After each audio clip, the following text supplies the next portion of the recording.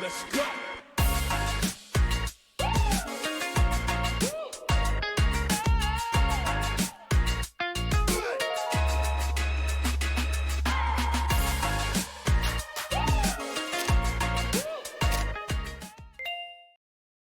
Hi, this is Elena from Cross Cultural Development, and you are listening to Bending Culture podcast, or maybe you're watching it. And that is the place where we dive into the real life challenges and hidden opportunities of working across cultures.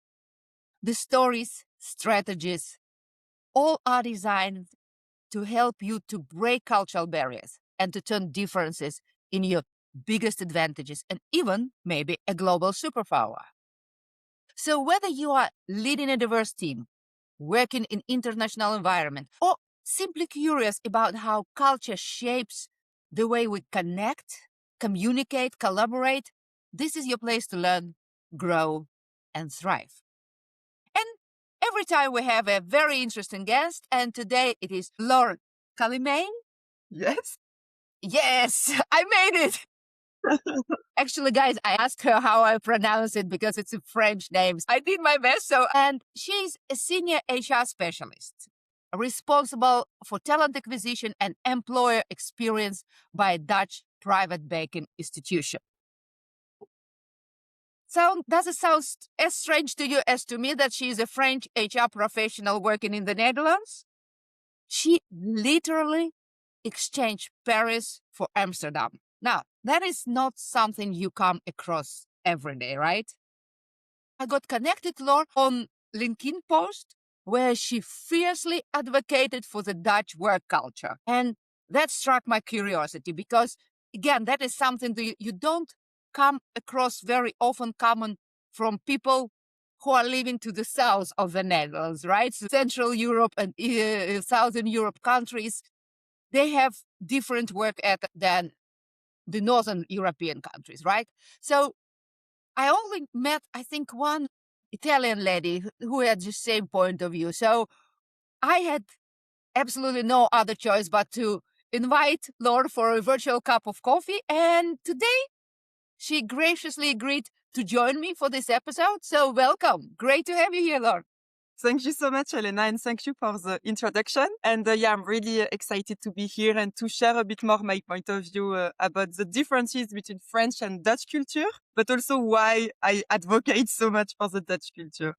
Yeah, I think that the Dutch people who are listening, they will love you right away because they already sick and tired of all the crap that we are telling them. Okay, that is wrong with you and that is wrong with you and that you should do better. But tell me about the move. How come that you are here?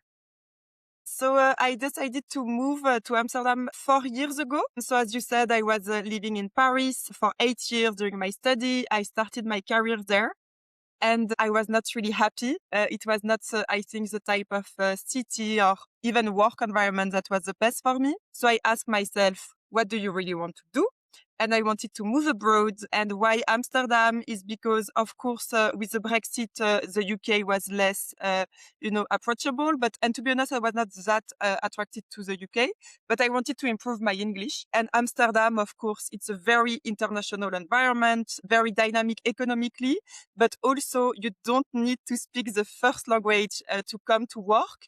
And it's not the case in a lot of countries. So yeah, I got the opportunity to move to Amsterdam with the job. And so I took it. Yeah, I think that if you wanted to move to Germany, that you wouldn't be able to improve your English there. Yeah, it is possible. I know international friends, of course, that lived also in Germany, but it's more challenging, let's say. Yeah, absolutely. You said that the city of Paris and the work environment was not something that made you happy. What is that? Would you like to share? Yeah, of course. So Paris, it's a very busy city, really exciting, of course. And Amsterdam is not. It is, but it's not the same. So I will say, so in Paris, you have many, many people everywhere. The public transport is a nightmare, to be honest. There is a lot of people all the time and a lot of proximity that is not in Amsterdam. In Amsterdam, you take the bike way more and you don't feel like so many people are around you all the time. Also, it's really noisy in Paris. So to be honest, Paris stimulates a lot of your sense, but in a bit an aggressive way. So a lot of people, a lot of noise, a lot of rush. You always have to rush everywhere in a sense. And you are depending on public transport. When in Amsterdam, you use the bike, I do feel it's a bit more a slow life because you are more in control of how you get somewhere. You take the bike, right? And also you have way less cars, so there is also less noise. So I felt my sense were less stimulated than in Paris, and the people are less stressed. To be honest, I do think it's because also of the work-life balance we have in Amsterdam compared to Paris, but also the fact that we don't have always this proximity with people in the public transport at 7 a.m. Yeah. Does it make sense? It does make sense, but I do think that if you take a smaller city in France, you will have the same. I think that is like Paris, New York, Tokyo, Yeah. the big cities that you always get that. So, but it wasn't for you not the question of going to Nice. I think that for Dutch people, the fact that you are having more slow life in the Netherlands sounds very strange because we Okay. think that the French are more having longer lunches and enjoying life. Yeah. Yeah, but I also wanted the busy of a big capital, and so I do feel Amsterdam has the best balance between a less stressful life. I do feel the surrounding are quite beautiful with, even the house are not that high. So you don't have this feeling of a big city. You have, yeah, a lot of busyness, but quietness at the same time. Hey. And of course, in France, you take long lunch and so on, but you work most of the time from 9 to 7 p.m., 8 p.m. if you work in big firm and if you want also to have a big career. Where in Amsterdam, I do feel they also focus more on the work-life balance. So yes, when you have your work day, you don't spend 1 hour and a half on lunch break, but you are efficient. So you can leave work at 5:30. It's totally normal. Of course, when you have responsibilities and you have to work a bit more, you can do it, but from home after. So you can finish your work at 5 p.m. You go to do your workout. You go to take care of your kids. I don't have them, but you can go pick up them and finish your work after. When in Paris, like you have to stay at the office, or at least when I was there also, 4 years ago. Now there is a bit more the work-life balance with working from home. But when you go to the office, it's really difficult to say, I have to go pick up my kids. I know I am in the middle of a meeting, but it's more, okay, you have to adapt to the work and you have to find solutions for your personal life, but it's less understanding. I do think that is it what is I was thinking when you were telling about it, I was thinking about that we have this leadership style in the Netherlands, which is more egalitarian, which is more togetherness. I'm the boss, but I'm still one of the people. And in France is more hierarchical. It's more Exactly. the the structures are more solid than in the Netherlands. Is Yeah. that what you experience? Yeah, exactly. There is way more hierarchy and you need to, deserve things over time. So in a sense, you need to show, okay, I am just new in this company. So I have to prove myself that I am worthing. And it's also not just through your results. Of course, it's important, but it's also of how much you give of your time. And there is a bit this notion. Do you understand presenteeism? No? Okay, so we say présentéisme in French, meaning that if you stay to the office late, so until 7, 8 p.m., it's kind of, this person is working hard, she Okay, yeah. prioritizes also her career and her work life by staying long. But yeah, it's not really based on the efficiency. Yeah, it's Okay, not maybe she's, about productivity, it's just yeah, about putting the face yeah. of working And of hard. course, it's not always the case. Huh? I'm making a bit there, but Yeah. there is really this notion. Like, I will give you a concrete example. I remember when I was working in a company in France, I was a apprenticeship, huh? So it was half studying, half working. And I have another colleague that was in the same situation as me. It was around 5:30 and he asked me, Alors, are you going soon? And I say, oh no, I just have to finish something, but then I will go. And I could see that he was finished. He didn't really know what to do more, but he was like, it will seems bad if I'm leaving now. So I will just wait. Then Laure will leave to be at the same time. This makes not really sense to me. Or another time, so I was working in the Netherlands, but for Paris as well. So sometimes I will go to the Paris office from my firm. And I would leave at 5 p.m. because I've done my work. And in the Netherlands, it's totally normal. And one of my French colleagues would tell me, you took your afternoon off. And it's a joke, you can really hear in France, but I would never hear that in the Netherlands. And in France, you do. And so it does make you feel, okay, I I'm not should, doing my best. I'm not yeah, doing my best. Somehow exactly. I'm judged for not doing my best while I'm actually putting this 100%, but they want me to put 120% in it or something. Or at least just to show that I'm working hard and showing. But for me, if I work efficiently and I did my target and I did what I needed to do, I don't need to continue my work just to show off. You know what I Yeah. mean? And Yeah. I am also, you have your responsibility of, okay, how much time do I want to dedicate to my day? And how much time do I want to dedicate to also my personal life? And so I think it's also my choice. And so that a colleague that is not my manager, who does not know my workload, who does not know my results, will make a comment like this. And in France, it happened when in the Netherlands, in 4 years, it never happened to me. You moved and you got a job in the Dutch company. And how big was adjustment for you, or you just went like this? To be honest, I enjoyed it from the beginning. Of course, like I had more responsibilities than in France because Okay. even if I was, junior still, they do trust you from the beginning. It gave a bit more of responsibilities. So it depends on who you are, but I did enjoy it a lot because then I felt like they trust me and then I have the opportunity to show what I can do. So it was really exciting. Maybe an adjustment is that they are really direct, of course. And so they will tell you what you did is okay, but you can improve this way, this way, this way. I'm missing this, this, this. And they are quite more direct than in a French culture. I feel in France, they will make you feel that something is maybe not perfect, but you need to improve it, but without being super specific on it. So you have the feeling you have to do something more, but you are not really sure what. And I do feel it's because there is a way that maybe in France you are a bit more afraid of hurting the person's feeling, but Yeah. it's not really the best efficient way. When in the Netherlands, I feel it's less about sensitivity, emotions. It's more about practicality. And so if they will give you a feedback on your work that is really practical. And so then you can take it either in a sense, he's saying that my work is not good and so it's hard. But you can also say, okay, nice. Like I can work from what he shared to improve even more. And it's just factual. It's about my work and not about me. So Do I yeah, so yeah, did I understand you correctly? Because I'm afraid that we will go further and then I will lose my thought.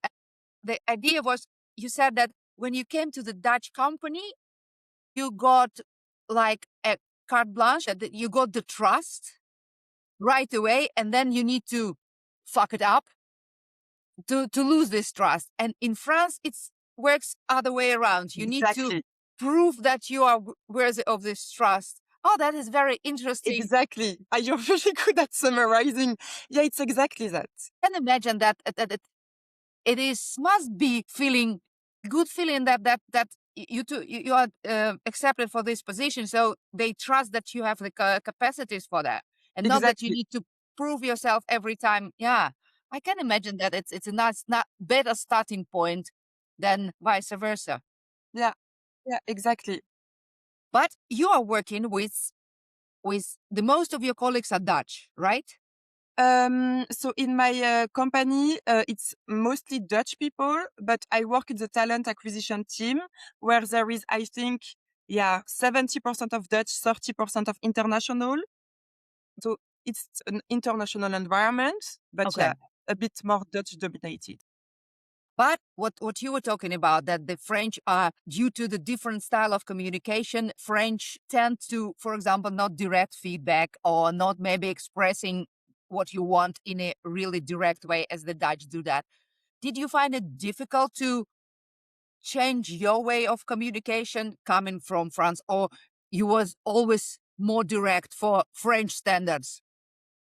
So I was always more direct than French standards, but it was in my personality. But as I studied in France and started my career in France, I still had a bit this submissive mind in a sense that your manager knows better. And so you have to just, discuss with him, but he has the final points and you can't really challenge as much. So I were a bit this learning path of I have more responsibility. I have more trust in the Netherlands.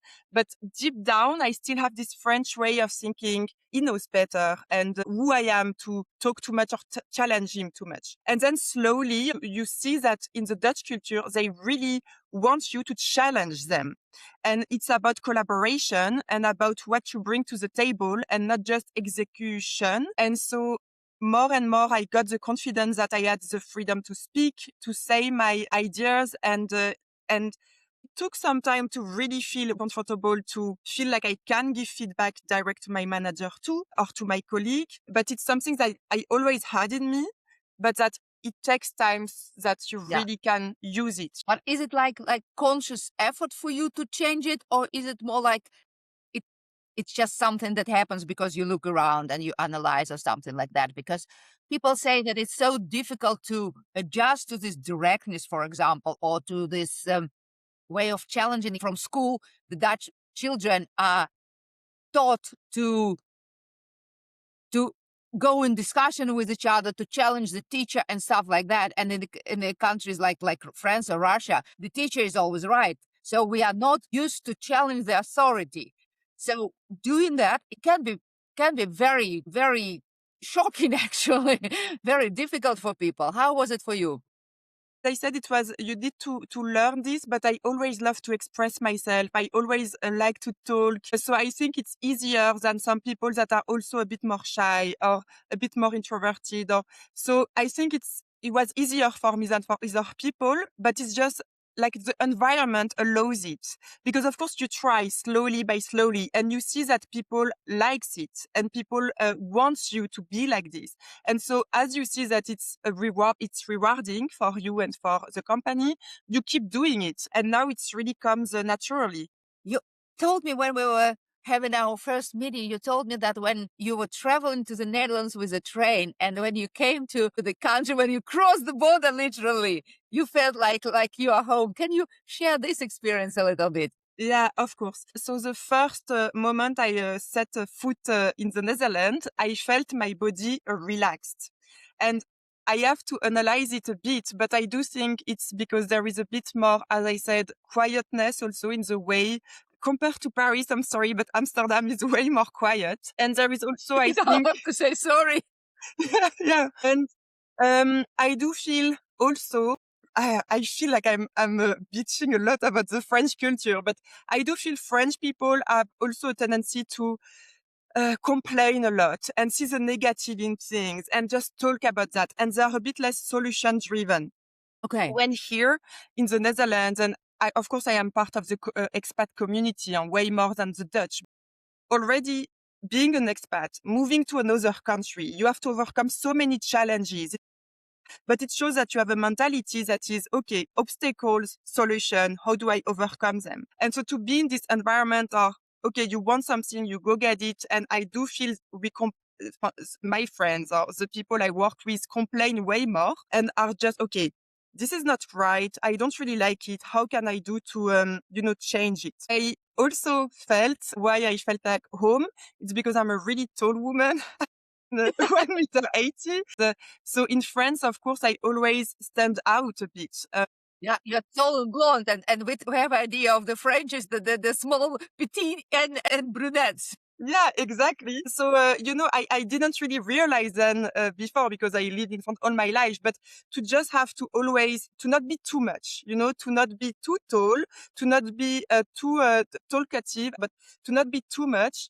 Then when I moved in the Netherlands, I felt first, I don't stand out by my height or like everyone is tall, everyone is blonde. And so you have a feeling of belonging a bit more for myself. And also the fact that I talk a lot, that I'm really direct, but also that I have the French emotion or passion. It's something that they really appreciate.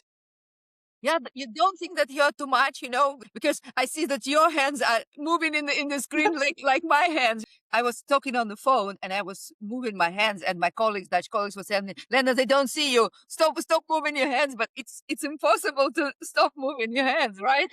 Yeah. So of course, I think you have to adapt to different contexts, to the different person you are working with. But overall, really, it's my personality and yes, a combination of my directness that is not that French and a bit more Dutch, and my French passion was really seen as an asset. But it's not the case for everyone. I do understand what Of you course. mean. No, but when you told me that, I was thinking about this topic of, we're talking now more openly as society about people being born in a wrong body. And I was very curious, is it actually, can you talk about countries like this? Can you just arrive in a country and feel like, okay, this is my place? It's actually very, very beautiful notion. Sometimes we are talking about how difficult it is to adjust in the other country, and of course it is difficult. But if you come to the right place, it makes it a little bit less difficult somehow. It gives you some anchoring, some belonging, what you said, and that compensates so much extra challenges what the expat community is going through, right? Exactly. For example, you are giving a feedback because you want them to understand your feelings and how you can move forward to improve a relationship or improve a work relationship. And then they take it personally, then it's making it worse, you know? But then when you go to a country where your personality is an asset because they understand what you mean by that, you don't have to adapt anymore. You don't have to adapt. You just have to develop what is an asset in another work culture. So I think it's a huge relief because you feel really accept for who you are and not always, okay, I constantly have to adapt to not team. Yeah, Yeah. yeah. Ah, sounds nice. So Netherlands is your country, right? Yes. That was also the reason that I don't remember what it was, but it was somebody who wrote something bad about Dutch directness, or one cookie by with the coffee or something like that. Do you remember what this post was, that you went so like a tiger? Wait, do you mean the person that was complaining about they have to speak always English? The I second don't language? remember the post, but what I was impressed about, that I have a feeling sometimes, especially when I'm giving the trainings and in international companies, and I'm trying to create the awareness that the people from other countries, they can think differently, communicate differently. I noticed quite often that the Dutch are saying, okay, ooh, they are here in our country, and do we need to adapt? Yeah, yeah. How far do you want us to go? And I said, okay, I don't want you to go very far, but my aim, what I would like to do, is just to create the awareness, and not that our way is the best and your way is the wrong way. I want to get away from this right or wrong. Yeah, And exactly. Yeah. it was something that triggered you, in the sense that somebody was complaining about living here, and can you tell me what it was about? Yeah, I do feel there is a lot of expats that are a bit spoiled in the Netherlands or in Amsterdam, because in Amsterdam now it's super international. There is a lot of job opportunities and they don't require you to speak Dutch. So then you don't feel obligated to integrate in the Dutch culture, right? And you don't feel obligated to speak Dutch. And so I know that some expats, will just take what they want from the country. So we discuss about the work-life balance. I feel it's a bit more a chill environment than other big capital, but they reject the Dutch directness, or they reject the food or the weather, or all the Dutch culture. And sometimes I feel if you really want to stay here for a long time and to be integrated, you can't just be in I'm taking what I want. So the career opportunities, the dynamism, and reject everything from this culture. So, It's not like pick and choose. It's not that you take exactly. the best things and you say, okay, I don't accept the other ones. It's a package deal when you come to another country. Yeah. Yeah, exactly. And so I do think you have to try to see always, why did you come here and why do you enjoy it here? And then even if there is stuff that are challenging for you, try to overcome them. So for example, sometimes you can hear, oh yeah, I was at a meeting and they start speaking Dutch and I find it disrespectful. of course, I do understand that you are here, you don't speak Dutch, and you are also on the table for the discussion. So you need, to understand. And so it's a communication. But on the long term, if you want to stay here, if you want to build a career, make the effort to learn the language. You know what I mean? And Who's your Dutch, actually?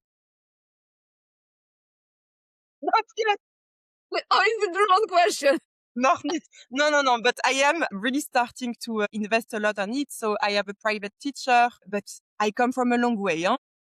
Yeah, I first decided to focus on my English. And now that I know that I want to stay here long term, I want to build also a career, but build a life here. I know the importance of investing in learning Dutch, because what I'm advocating for is if you want to stay here long term, if you just want, it's an expat opportunity for 3 years. I do understand that learning Dutch will take a long time, huh? But I do think if it's a long-term plan, you do need to invest in it. And if you are there for the short term, then you have to adapt to the fact that, yeah, it's a Dutch culture. So of course, sometimes I will speak Dutch and it's okay. Like you just have to adapt and to explain. Yeah. But like I just find it a bit annoying sometimes that they complain about the challenges, but don't also take the side of the Dutch people that constantly have to adapt to the English environment, to other culture, while it's their country. Because if you compare it to France, you have absolutely to learn French. Yeah. And do you think that without a language, you can survive in Netherlands, and maybe Yeah, not in somewhere in a small village somewhere in the north, but in Amsterdam, The Hague, Rotterdam, you can survive your whole life without speaking the language. But do you think that it still makes you kind of an outsider, even if you live here without speaking the language, if you live here for a long time? Is it like yeah, you not totally adapt to, you not totally accept the country as it is, the culture as it is? yeah, I do feel. I don't feel you can really live in a country long term if you don't speak the language, because you will not connect the same way. But also for me, it's you need to show also respect for the culture you are and the country you are moving in. The fact that you don't make the effort, or even if you tried, but yeah, it's hard. But I do feel you have to really try your best and to learn the culture, because this is also shows a form of respect.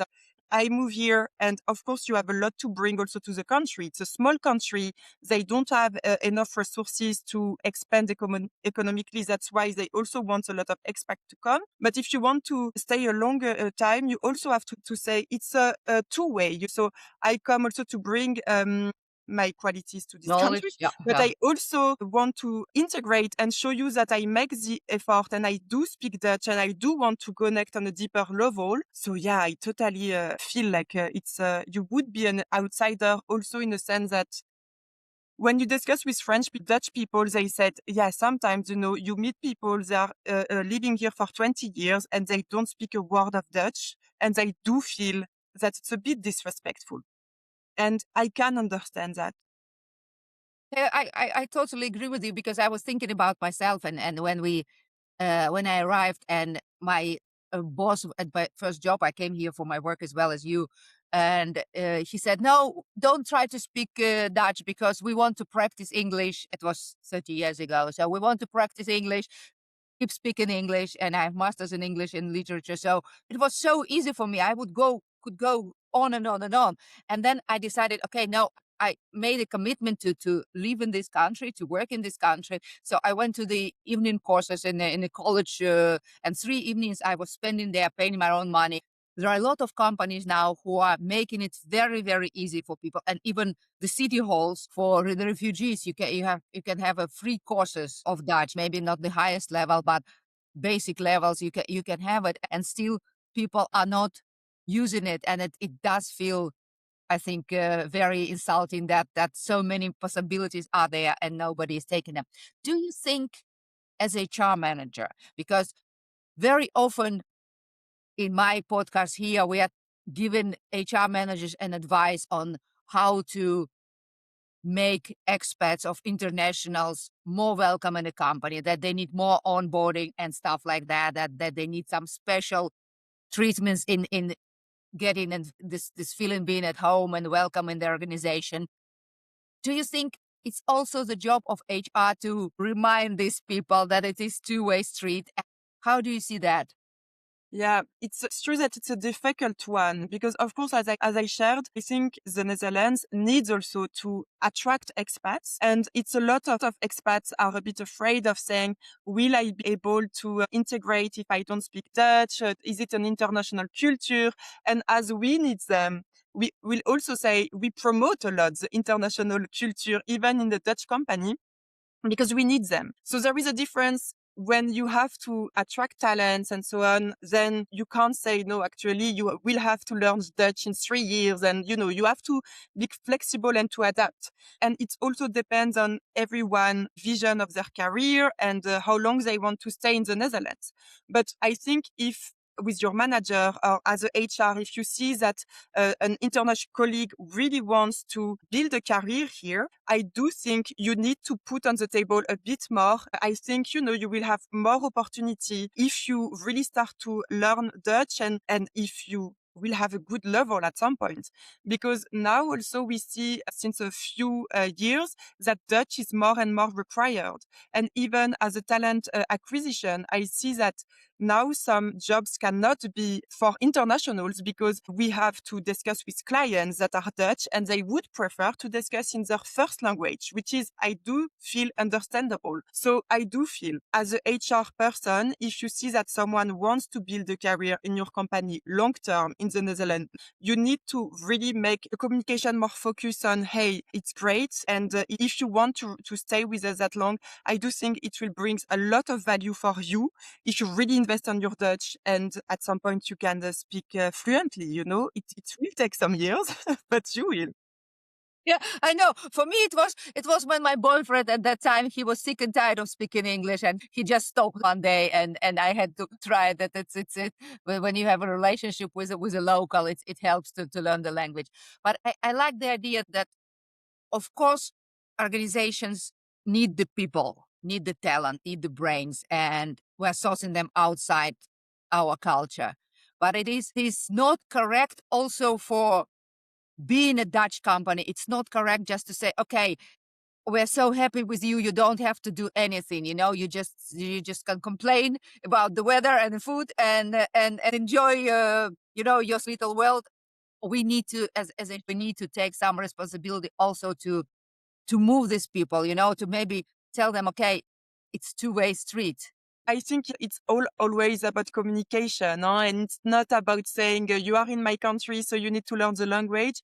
I think it's also more about if you really enjoy living here and if you want to build a career here, you will have more opportunities in your career if you speak Dutch. It's always about communication. But yeah, it's always tricky because as it's such an international environment, some people, they come, but they don't see themselves live here for, 10 years or 15 years. And so then they say, why would I put so much effort in speaking Dutch? Because we don't speak Dutch in a lot of other countries. There is Curacao and maybe Yeah, a yeah, bit yeah. also in Belgium. I think it's not for all expats. We can't say to them, to all, you need to speak Dutch. But for the people that wants to really build something long term, you need to find a way to communicate it with them. It is a long way to go. It's after the COVID, this internationals explode so much, and actually we are just learning how all the countries and people as well, how they are gonna do that into the future and how it will be. But it's very, very important to still remember that we are the Dutch companies and we have our now Dutch way of working, and we're welcoming the experts or international. It's still, we're still in this country, and there are some things that need to be respected. Yeah, yeah. But And it is a long way. Thank you very much, Laure. It's was very, very interesting. I love that people from the expat community take a stand and say, stop complaining, stop bitching about what's wrong, and focus why you came here and what is great about the country. Because if you chose the country, if you just did it for the money, okay, you will be here for a couple of years and you will leave. But if you choose the country to build your life, to be happy for some time, even for a couple of years, you need to look at what good it is. And because we always can find what's wrong, right? Yeah, exactly. Yeah, I Yeah. agree. And I would love that we discuss in a few years now, and I will be able to conduct this interview, no, this discussion in Dutch, because now I am advocating for something, but I'm still a long way from speaking fluently Dutch. But it's really something I think we need to also focus on. Yeah, yeah, I totally agree with you. I think the language is very, very important. You cannot understand the culture without speaking the language, or at least maybe not perfectly, but well enough to understand the jokes. Guys, if you feel inspired by what you just heard, what Laurie shared, the ideas she shared, or maybe you disagree with her and you want to correct her and say, no, you are wrong, please leave some comments under the podcast that is coming on YouTube and in Spotify. And in any case, join me in 3 weeks for another episode of Bending Culture, where we can talk more, discuss more, explore more ways to grow, to lead, to thrive in the global environment with a new and very aspiring guest. You can share the episode, you can subscribe, you can leave a review. It's really, the support means a lot. Until the next time, this is Elena from Cross Cultural Development. Let's keep bending culture together to have to shape a thriving, inclusive business world. Thank you, Laura. Thank you, guys. Thank you See so you over much. 3 weeks. Bye. Bye bye.